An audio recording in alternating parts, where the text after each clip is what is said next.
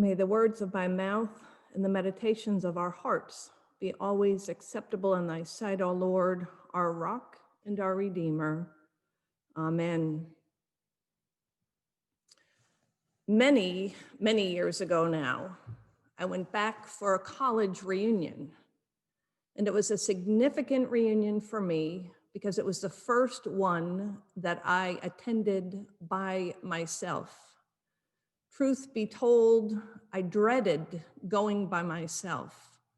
But months prior, a group of good friends and I had made a promise to each other that we would each attend this reunion. I, at that point, was very much in the early stages of learning how to be a single mother, discerning a call to the priesthood. Well, that weekend, I found myself sitting in a classroom listening to Father John Dunn giving a lecture on the 4 sentences from J.R.R. Tolkien's writing that expressed his own sense of being on a journey with God, and where, according to Father Dunn, humanity is going in its collective journey with God. And I started jotting down notes. And I came across that notebook a few months ago as I was preparing for my move to the rectory. And I had written, things are meant, there are signs, the heart speaks, there is a way.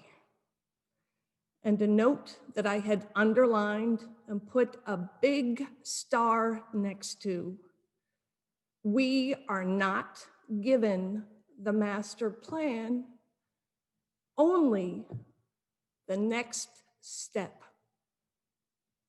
And scribbled below that, we do not make this journey alone.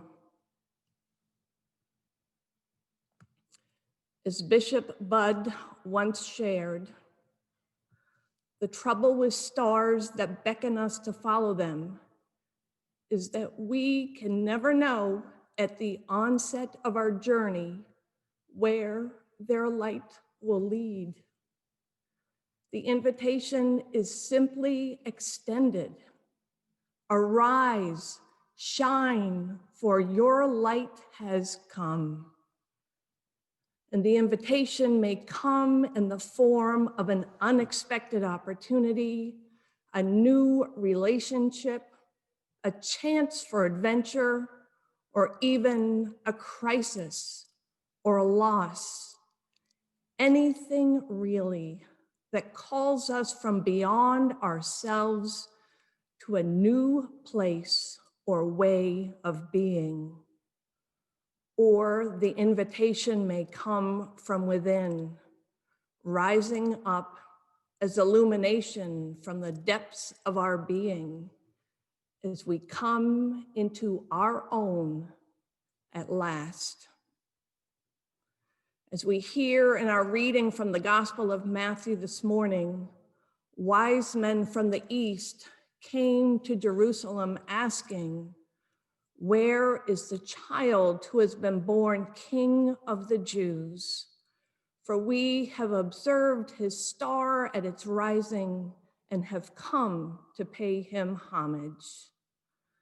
They had begun, as we do when following such a light, a spark, a star, not really knowing what the journey will mean or how it will unfold when we say yes to it. As Bud notes, we may never know. All we have is the light, the desire, or the pain to guide us. And as ill-prepared as we might feel, we do have resources when we begin our particular journeys. As a mentor of mine always said, in God's economy, nothing is wasted. All of our experiences, our skills, our gifts, our talents, and even our weaknesses can help us. Who we are and what we bring is important.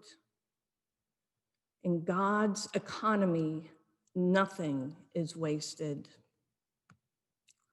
We are called for missions and ministries, for building up God's kingdom, and doing that in all sorts of ways, for reasons that are grounded in who we are. In Tolkien's The Fellowship of the Ring, the wise wizard Gandalf assures the young hobbit Frodo Baggins that he is indeed the one destined to carry the evil ring back to its destruction in the fires of Mordor. Frodo, small, unworldly, naive, and afraid, surely does not look the part of the hero to accomplish such a great feat. But it is all of his qualities, it is who he is that have made him the one.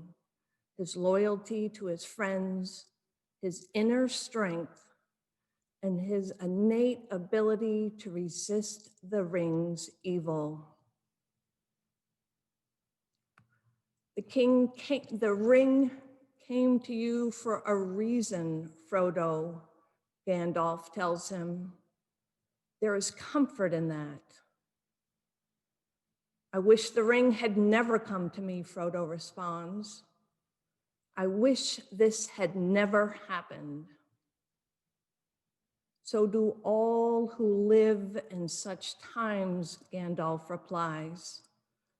But while we cannot choose the times we live in, we can choose how to respond to the time we are given. To which Frodo finally responds, I will take the ring, but I do not know the way. And it is often like that for the Magi who chose to follow the star, for Frodo who chose to take the ring, for Mary saying yes to the angel Gabriel, and for us when we say yes to calls large and small, not fully comprehending, not knowing where they will lead, and hoping that we will have the courage and the trust to say yes to that first step. We are not given the master plan, only the next step. And we do not make this journey alone. The wise men had each other. Frodo had his friends. And for us as well, there is wisdom and guidance, support and challenge in being in community. Even though we have had to be primarily on Zoom over these past months, we still come together to pray, to listen, to share our frustration, sometimes our outrage. We share our grief, and we share and come together to hopefully learn from each other, to laugh, to cry, and to struggle out loud together with what it means to live our lives following the light of Christ in these challenging times. From the beginning, Christ made it clear that his followers were not meant to make this journey alone, but to be there for each other, to be there for their neighbors. and that the very core of living in Christian community is our relationship with Christ himself. As Bishop Budd puts it, there we have it, a call, a path, a life, a destination, all safe in the heart of God and given to us bit by bit as we do our part and accept both the invitation and our soul's transformation that the journey requires, putting one foot in front of the other. Arise, shine, for your light has come. Amen.